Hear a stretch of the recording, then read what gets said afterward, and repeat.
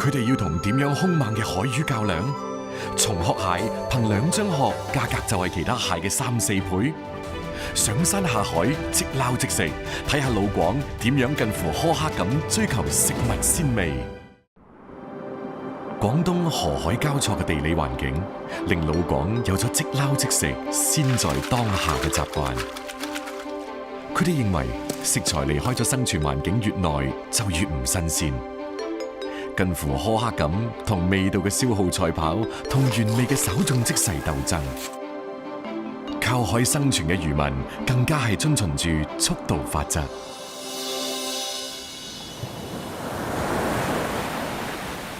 清晨5點嘅汕尾紅海灣仲喺度沉睡，漁民黃坤成同搭檔已經裝好魚餌，準備出海。要看那個天氣，還有潮水要配合得好，哪個時候隨時都可以出海。就是有時候當天回來，就是必須要把那個魚新鮮的撈回來，係最重要的。每日趕早出去餵嘅係能夠中午之前將新鮮嘅海貨送翻嚟。佢哋要釣嘅係汕尾當地嘅一種魚類，呢種魚只係喺11月中旬到來年1月出現。向住太陽即將升起嘅方向，開船20海里，等到適合落鈎嘅海域，黃坤成佢哋已經用咗1個幾鐘頭。這個水你看，裡面跟外面的就不一樣的。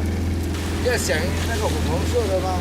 那個水太清了不行，太清了就是那個魚不上鈎啊。52歲嘅黃坤成18歲下海，跑遍咗廣東大部分海域，捕魚冇秘訣，全靠多年積累嘅經驗。等1000幾個魚鈎陸續落水，第1個魚鈎就可以收魚。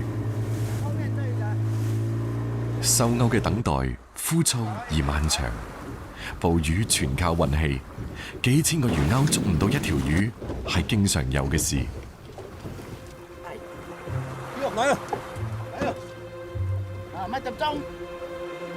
黃坤成感覺有魚上鈎，氣氛即刻緊張起身。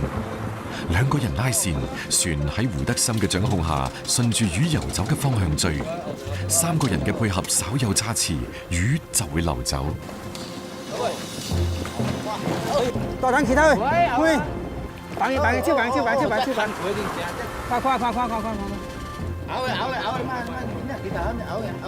彈直先將來，哇！呢度落鈎，就攬，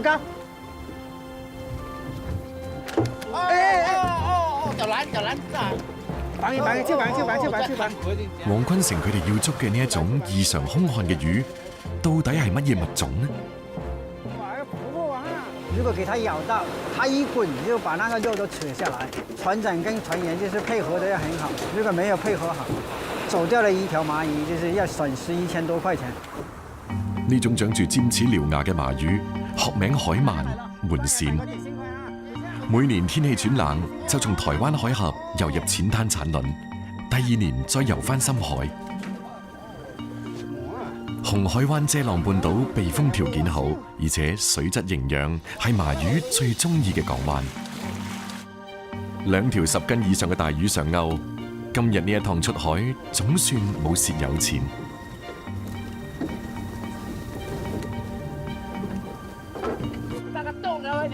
但係對於小漁民嚟講，有一種情況比捉唔到魚更可怕。叫標就即台寧咩？嗰啲我真係話係啊！漂亮啊你啊！啊你叫出嚟花啦，台寧咯。這魚釣都拖走了，這底下的，不要說釣到的魚，就是連那個釣都給它拖走。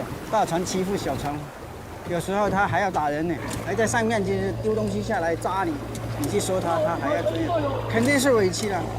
工具給你搞掉了，還說都不能說。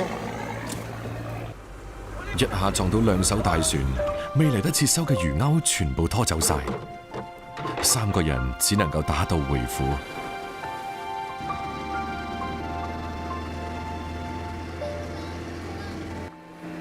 喺一望無際嘅海面漂咗7個鐘頭，歸家嘅喜悅漸漸代替咗啱啱嘅憤怒。遮浪麻魚最好食，因為捕撈之後從來唔喺海上過夜，漁民當日出海當日返，雖然攰，但係為咗一口鮮，咁奔波都值。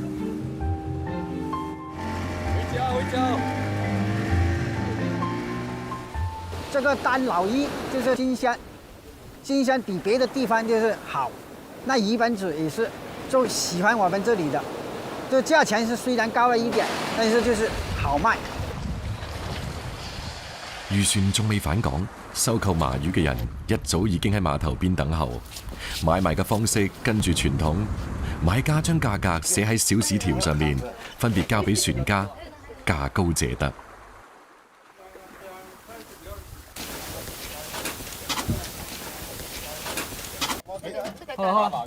好，知道咩頂咯？今日捉咗條細魚，黃坤成特登留落嚟，攞翻屋企俾個孫同漁民兄弟食。媽咧，阿媽晒應佢啦。喺度望啊，喺度就望啦嚇。啊，好。黃坤成上年在外跑海，今年為咗帶孫，先至翻到紅海灣嘅。曾經開過大排檔嘅佢，係整魚嘅能手。麻魚肉質緊緻，帶有海鮮特有嘅鮮味。魚頭魚骨煲湯，魚肉可以滾粥、燜炒或者清蒸。但麻魚嘅最佳配角非潮汕鹹菜莫屬，蒜蓉同薑絲爆香，倒入魚肉翻炒。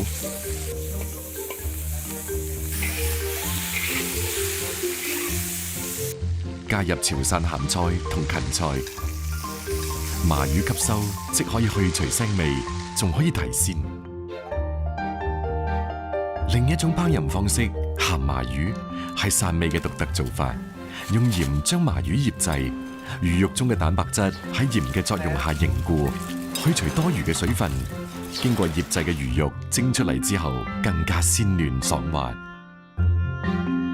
這個醃20分鐘就可以蒸了，但是在沒有這個麻魚的季節裡面還可以吃，保持它的鮮度，放到過年都可以吃，就不一定是天天有的東西，就是放到沒有麻魚的時候都可以吃的。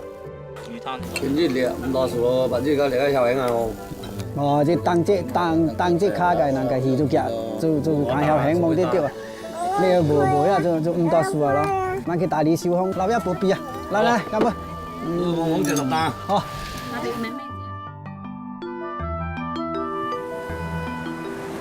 靠海食海，呢2年漁獲大減，漁民生活大多數都清苦。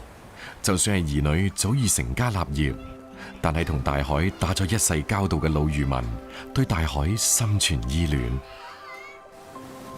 一日唔出海就覺得唔舒服，亦係佢哋更加知道呢個每一口海鮮嘅來之不易，每次辛苦咁同時間賽跑，亦只為保持海鮮嘅原味。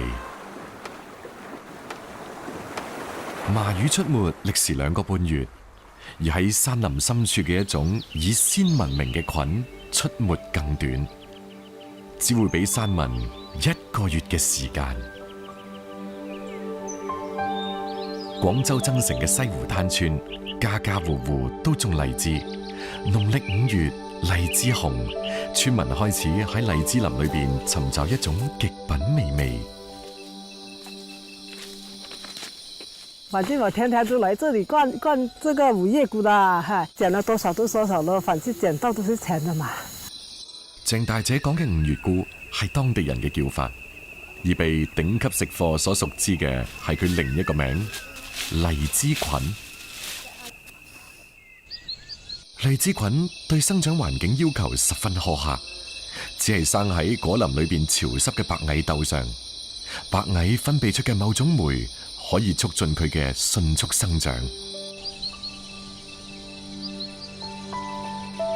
啊，找了這麼多那個五葉菇了，找了幾天都沒有找到，現在找了這麼多了。一柄肥壯嘅荔枝菌略呈紡紗朵狀，菌尖好似一把收緊嘅遮仔。咁樣嘅荔枝菌可以被列為特級品，極為清鮮爽口。如果再遲半個鐘頭，菌尖打開咗，鮮度就會大打折扣，賣價亦都會平一半。所以採摘荔枝菌一定要快。一般捡那個五葉菇呢，一出那個裏面的時候是這個嘛，那過了3個鐘左右呢，是這個半的嘛。再過3、4個鐘啊，中午那時候，這個是全部打開的嘛。一般我吃那個是最好吃這個是香一點，有一點香味，有一點甜。為咗盡可能保住荔枝菌嘅鮮味，鄭大姐以最快嘅速度趕到村口嘅交易市場。呢種至今仍然無法人工培植嘅菌，近幾年身價飛升。100塊，這個100塊一斤啊！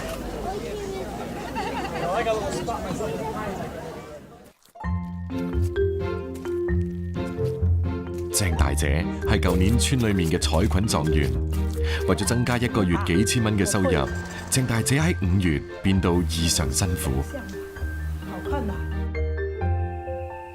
晚黑，先生落班返屋企，夫妻2個人凌晨2點再次出發去揾菌。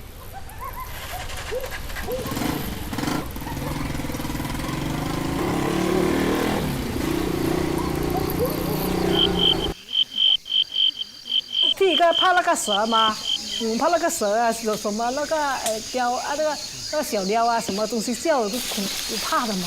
所以我都走近一點，一個人肯定不敢去的。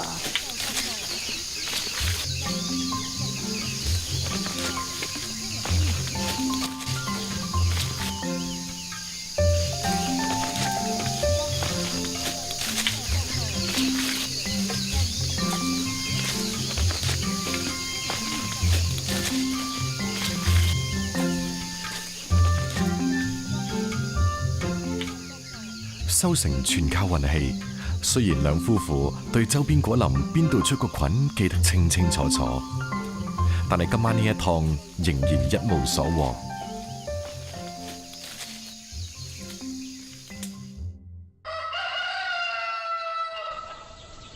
荔枝菌係每年5月村裏人額外嘅一筆財富。鄭幹清係村裏面少有嘅冇外出打工嘅壯勞動力。沒有養那麼多錢，就沒有俾佢讀咯。好像7歲就可以俾佢讀書可以。哪個錢啊？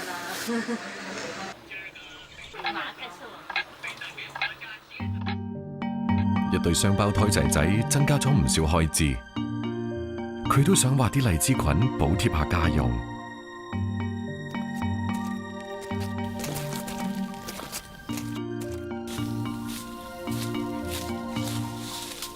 野生菌類蛋白質含量豐富，而且組成蛋白質嘅氨基酸種類十分齊全。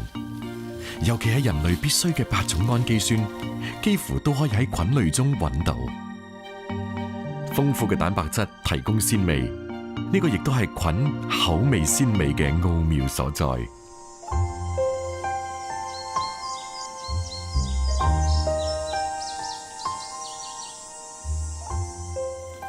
鄭幹清今日收成唔錯，佢決定留低一啲，等寶貝仔試下呢個過時不候嘅美味。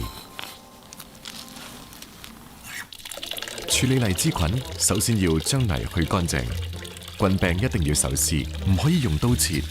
用老話嚟講，就係避免沾上鐵腥氣。荔枝菌並唔係好似其他菌類咁帶住濃香，而係透住一股清雅嘅甜味。所以喺烹調方面，一切從簡。最重要嘅係唔能夠破壞佢天生嘅清純。汕未打開嘅用嚟清蒸，只加少許油鹽，隔水蒸至4成熟，即刻上台。荔枝菌本身嘅鮮味被最大限度咁保留，汁液豐富鮮甜，口感爽脆，細嫩無渣。汕張開咗嘅荔枝菌用嚟滾湯，亦非常清甜可口。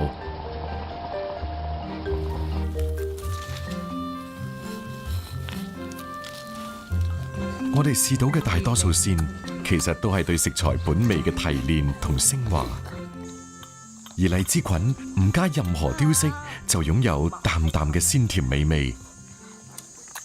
呢個正係對食挑剔講究嘅廣東人對佢趨之若鶩、視若珍寶嘅原因。農曆9月，廣東珠海西部嘅鹹淡水海域會出現全國獨一無二嘅一種海鮮。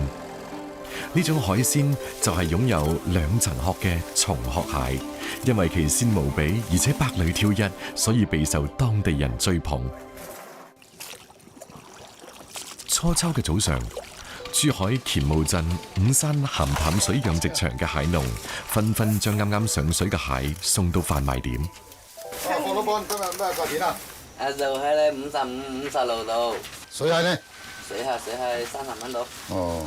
啲同學蟹咩價錢啊？82蚊斤。有冇？有得少啊，依家壓住啊。整個地方都是這個地方的螃蟹最貴。117這又好吃又甜又夠肉又香。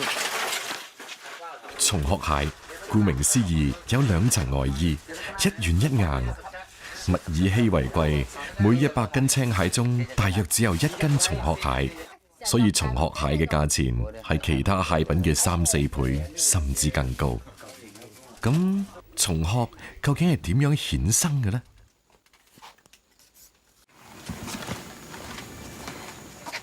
養蟹人根叔係土生土長嘅斗門乾務人。上世紀90年代初，佢成為村裏面第一個養螃蟹嘅人。25年裏面，佢以蟹養育咗一家3代人。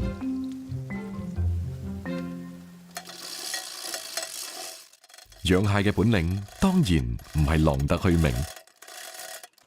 為咗保持蟹嘅鮮味，根叔嘅餵養一直堅持佢悟出嘅最貼近自然嘅方式。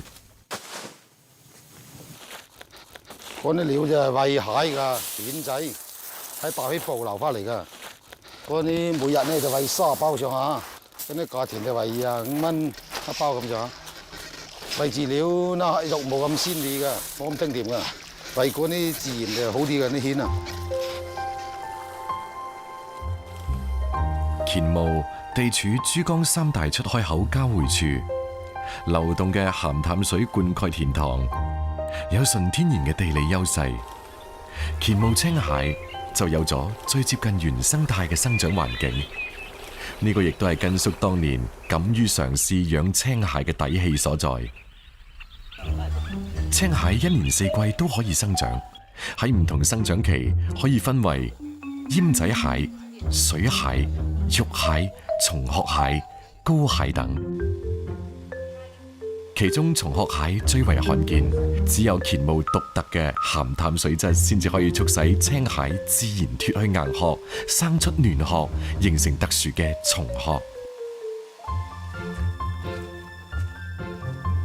每日下晝3點係根叔自設嘅放籠時間。選擇呢一個點係因為青蟹呢個時候都停留喺灘塗水窪之處，及泥縫裏面等待夜間先至四處覓食。覓食過程中，邊個都走唔甩根叔設落嚟嘅籠網。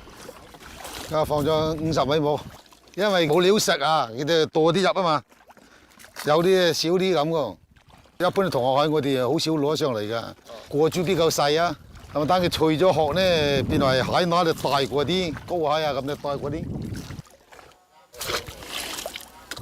因為松殼蟹喺褪去舊殼嘅18、9個鐘頭之後，新殼嘅體積顯著增大，體重增加70%，甚至更多。呢次蛻變之後，松殼蟹已經完美轉身為膏蟹，價錢會再攀升。深秋嘅早晨，雖然清涼，根叔都會喺天光之前搭上自己屋企嘅小船，開始一日嘅勞作。今日佢要用一種秘密武器，防止青蟹間嘅鬥爭。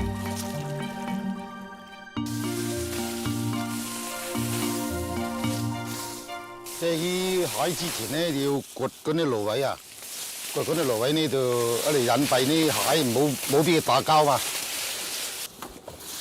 原來青蟹有同類互相殘殺嘅習性，可憐嘅蟲殼蟹準備退殼，自然成為咗被捕食嘅主要目標。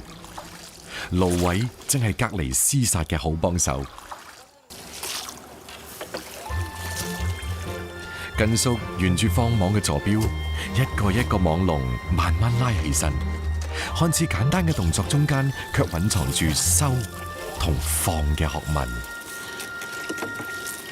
慢慢啦，等下已經卡住㗎，你啲網鎖啊嘛，收啊就啊，又唔放咗落去。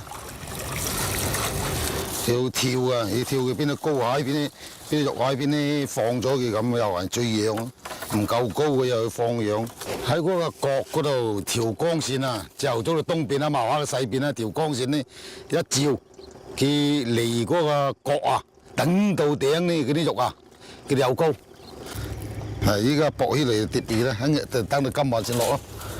嗱，嗰隻咪同學噶啦，嗰度嗱個公就喺上邊啦，個乸就。近把嘅女仔就喺落邊啦，佢吹殼之前要受公保護㗎，嗱倒佢落去得攬住㗎嘛。你摸下佢角嗰度呢，如果有裂嘅呢就比較熟啲，佢嘅爪呢就慢走啲㗎，冇咁活力夠咁大㗎嘛，準備呢退殼啊嘛。嗰啲好另方啊，唔準露埋一齊啊，露埋一齊等陣就打交佢就撳死啊！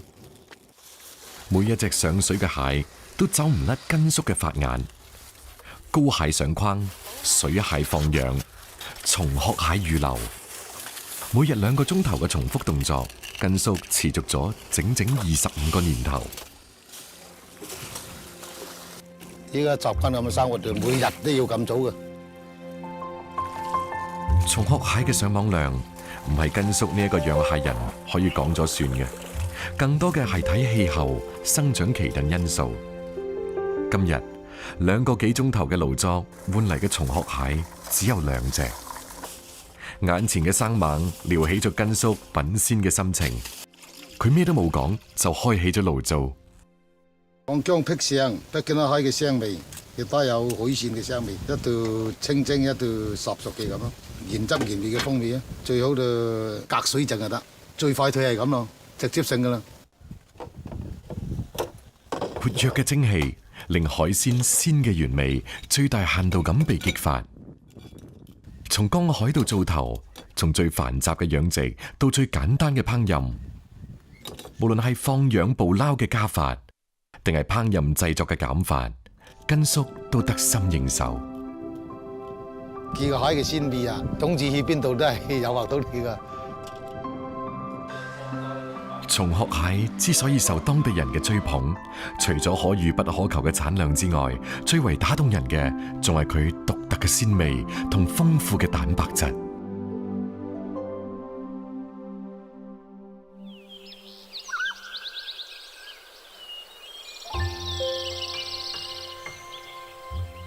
廣東靚雞數清遠，呢度多山，青竹成蔭，灌木成林。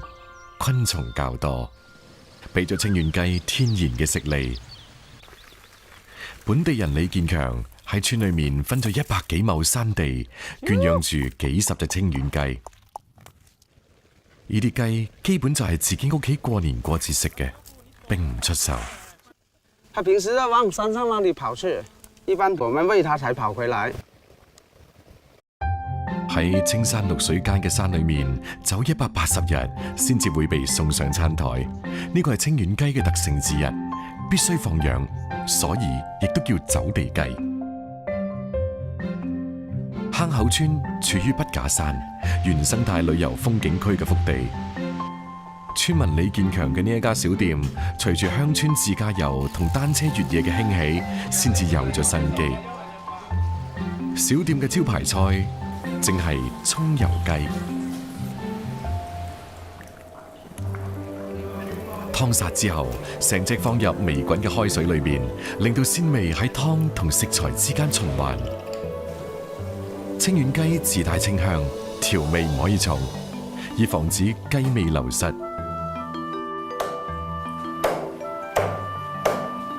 雞斬塊之後，放入葱段爆香。咁樣嘅雞肉纖維細緻緊實，淡淡嘅葱油味混合咗雞鮮中帶甜嘅味道。清遠雞嘅肉質比其他雞要柔軟一啲，纖維緊緻之餘帶一啲彈牙感，肉熟骨不熟。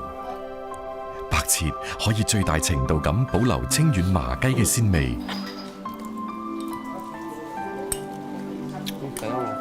李建強個仔李子豪好瘦，唔中意食其他肉，自細就係中意食雞。啱唔啱食？係啊，啱食。今日咁緊，我食多2嚿啊，佢啊。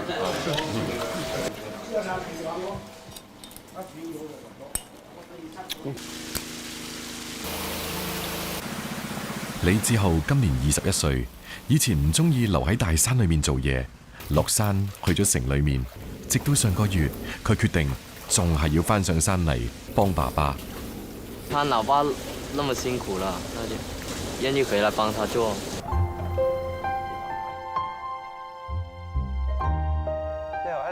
睇住個仔都翻上山，李建強越嚟越離唔開呢一座筆架山，住住自己起嘅屋，食住自己養嘅雞。李建強自足而踏實。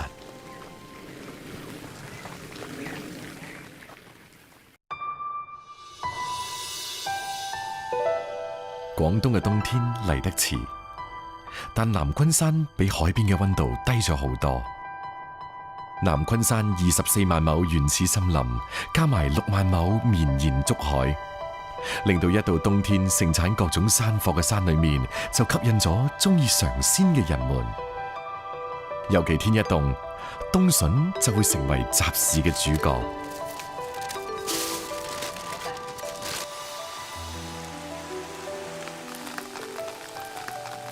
落咗一日雨之後，難得嘅大晴天，村民李叔即刻攞住棍出門。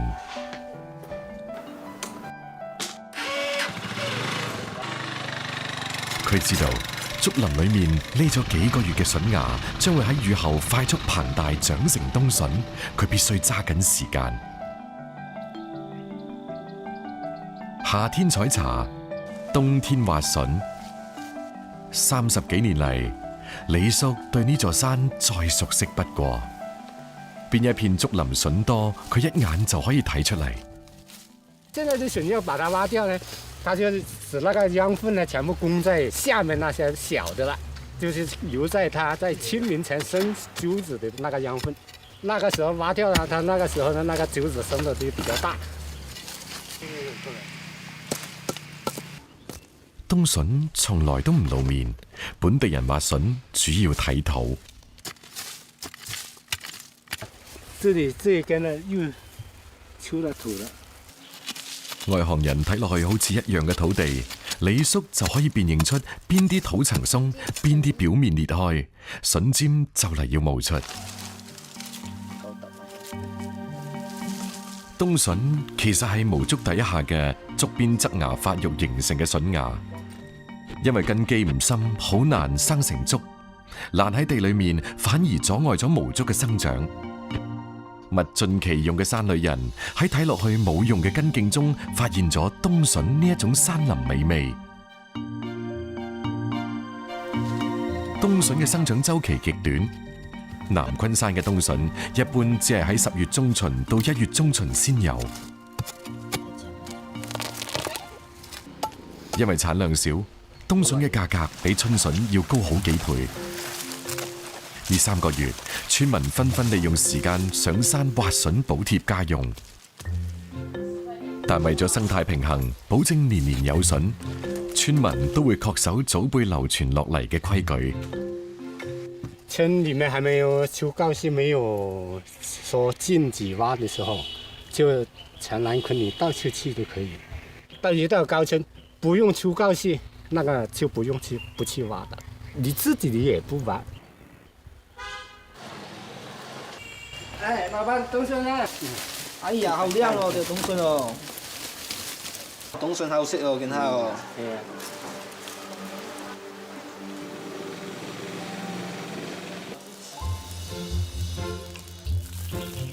冬筍含有豐富嘅蛋白質、纖維同多種氨基酸，豐腴鮮美，同五花肉配搭，豬肉嘅油脂融入到清新嘅冬筍裏面，減淡筍嘅澀味，令到佢更加清脆爽口。同青菜搭配，亦都因為筍味嘅獨具一格，能夠帶嚟更清甜嘅口感。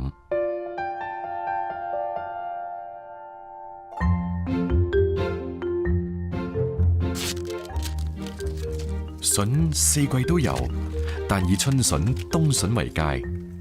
黃中帶白嘅冬筍屬於上品，所以冬筍亦都俾當地人稱為金包肉。老廣食筍同其他地方唔同，除咗去除筍衣，口感有啲粗嘅筍頭亦都會被去除。細隻嘅冬筍所剩無幾，但鮮嘅精華全部得以保留。當地人獨愛筍蒸臘肉，李叔好客，經常邀請朋友去屋企食飯。新鮮冬筍加自家晾曬嘅臘肉，最原汁原味，能夠品嘗出冬筍嘅鮮甜同臘肉嘅鹹鮮，係冬日裏面南昆山最流行嘅餸飯菜。好，嚟食飯，嚟呢冬筍今天早上先挖到嘅冬筍臘肉啊！蒸臘肉，睇下好唔好食。筍乾係保證全年食用嘅製作方式。冬筍過水切厚片曬乾，脫水後喺酶嘅作用下，風味因子互相反應，產生同鮮貨截然唔同嘅味道，保存幾年都唔係問題。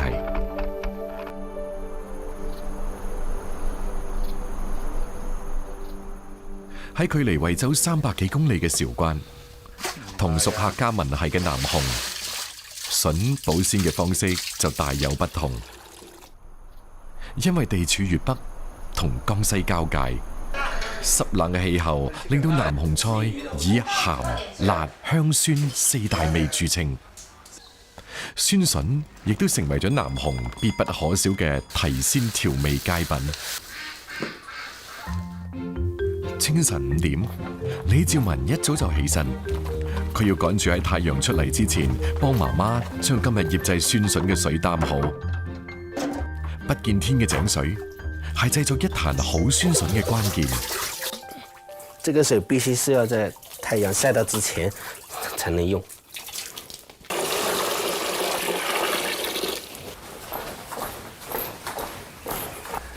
咪咪。先把蒜来。笋是什么？笋是竹子的吧？就是熊猫最爱吃的竹子。是。醃酸筍一般係喺春秋兩季，以嫩筍為佳。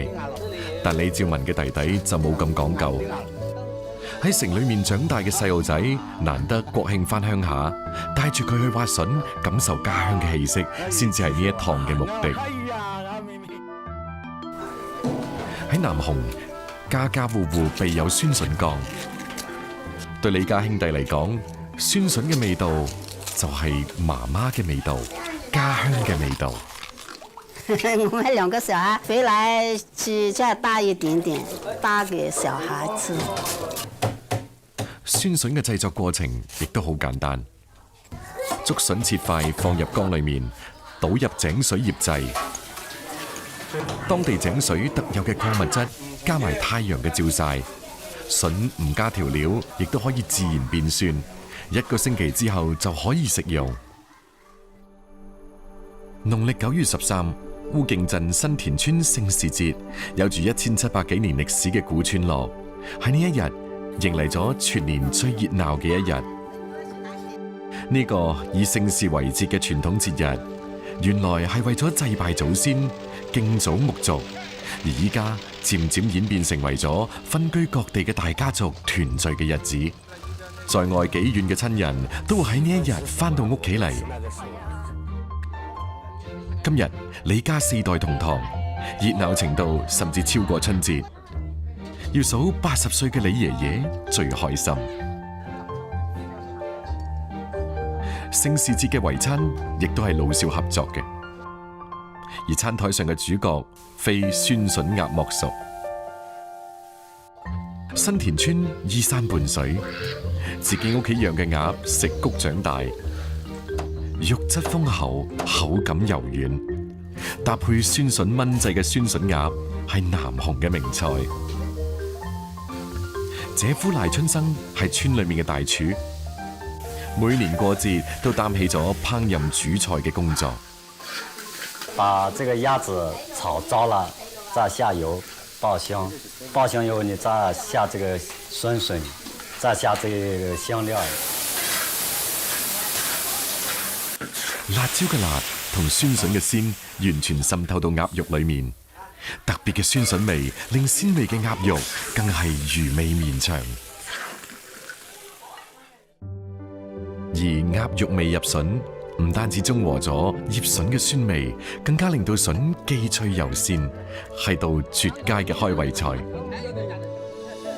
對在外漂泊嘅新田村人嚟講，酸筍鴨嘅味道總係能夠勾起家鄉嘅記憶。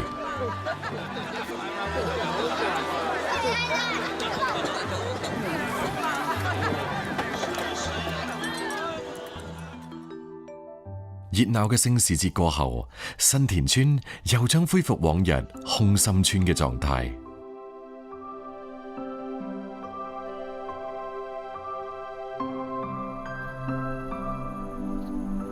冬至一過，2015年嘅倒計鐘聲即將響起，一場號稱人數最多嘅養生盆菜迎新宴，將喺惠州羅浮山腳下舉行。葉定華係呢一次盆菜宴嘅總統籌，為咗獲取最鮮美嘅食材，佢開1個幾鐘頭車嚟到羅浮山上嘅蘇爐村。這裡的出名東西有3樣，一樣是臘肉，一樣是甜茶，一樣是菜乾。個臘味準備好唔樣啊？準備盆菜嗰啲乾腸夾唔夾？臘腸夾下，臘呢夾下嘛？夾唔夾乾先啊？夾嘛哦。盆菜宴成唔成功，好大程度取決於食材嘅質量。葉定華選取蘇爐村最為出名嘅臘肉同菜乾，呢啲喺純天然中晾曬嘅食材，蘊含咗自然之氣，口感更加鮮甜順口。蘇爐人醃臘味好講究，配方從來唔外傳。肉質選取嘅係山上純天然環境下飼養嘅家豬，配方獨特，肉質鮮香，令到臘味散發出獨特嘅鮮美味。親自挑選完關鍵食材之後，葉定華即刻趕返大本營。兩點打電話，大家你把工作做好。他負責洗菜的洗菜組，他就負責去砍雞砍鴨，他就是負責燜豬肉的啊。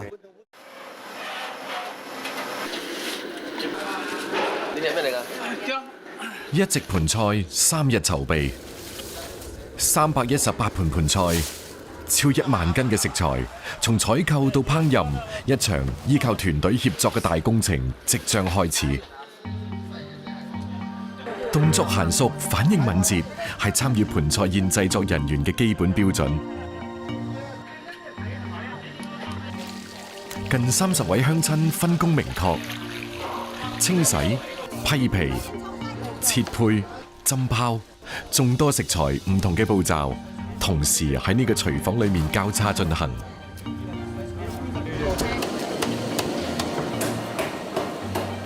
那這個太小了一點點，這個要是你那樣不均就不好看啦。700斤豬肉，160隻雞，斬刀同砧板嘅撞擊聲起伏不斷咁徘徊喺廚房裏面。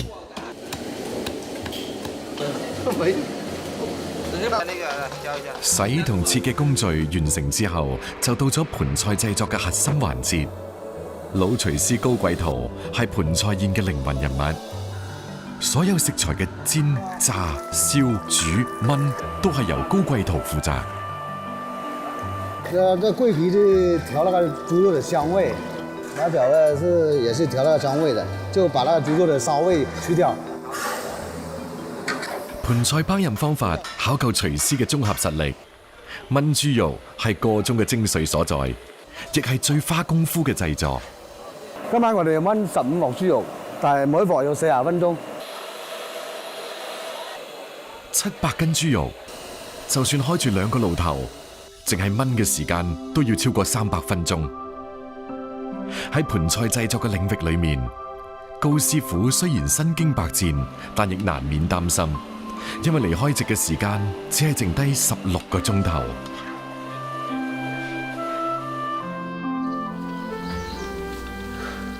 反正你就估計等下就要碌菜，你咪碌入面要擺後開嘛。而家碌到嚟講咧，等擺冷啦。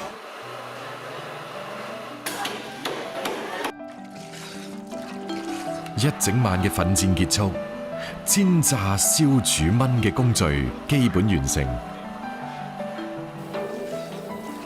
高師傅開始調製盆菜嘅點睛之筆，勾芡。這個是盤菜最後一個程序最主要的個選擇來的，把20多種菜的鮮味全部提起來、拉起來。盆菜嘅最後一步打盤頗為講究，將烹調好嘅食材從下往上逐層鋪放。蘿蔔、青菜、枝竹同油豆腐只能永遠隱藏喺盆菜嘅最底端，吸水上層食材嘅鮮汁。口味濃重嘅海鮮肉類將會逐層而上。打好盤後，淋埋芡汁，先算係大功告成。芡汁勾入菜肴裏面，會緊包原料，從而制止咗原料內部水分外溢。咁樣既保持咗菜肴鮮香滑嫩嘅風味特點，又令到菜肴形體飽滿而唔易散碎。318盤盆菜喺呢30幾個人嘅手裏面展露初顏。太快咁啫，打包翻屋企嘅。所以啲盆菜咁落嚟，即係攞翻去以後，你咩都撈埋一齊啦，撈埋一齊一食，盆菜咁樣傳落嚟嘅啫嘛。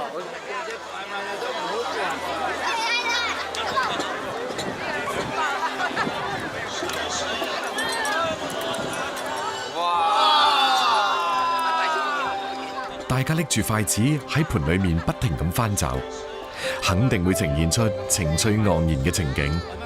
而且越係喺盤深處嘅菜，味道就越鮮美。盤菜食法亦符合中國人嘅傳統宗親法度。一圍台食客淨係食一盤菜，寓意團圓長歲嘅氣象。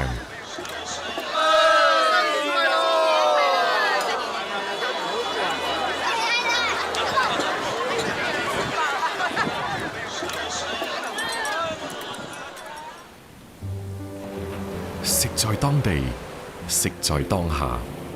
食物從產地到餐廳或餐台之間嘅食物里程越長，餐飲成本就越高，食物品質亦越差。採摘後盡快食用，係最好確保食材新鮮嘅方法。所有嘅味道其實都係每種食材對自然生長嘅記憶，盡快食用嘅鮮，亦就係對呢種記憶嘅最大保存。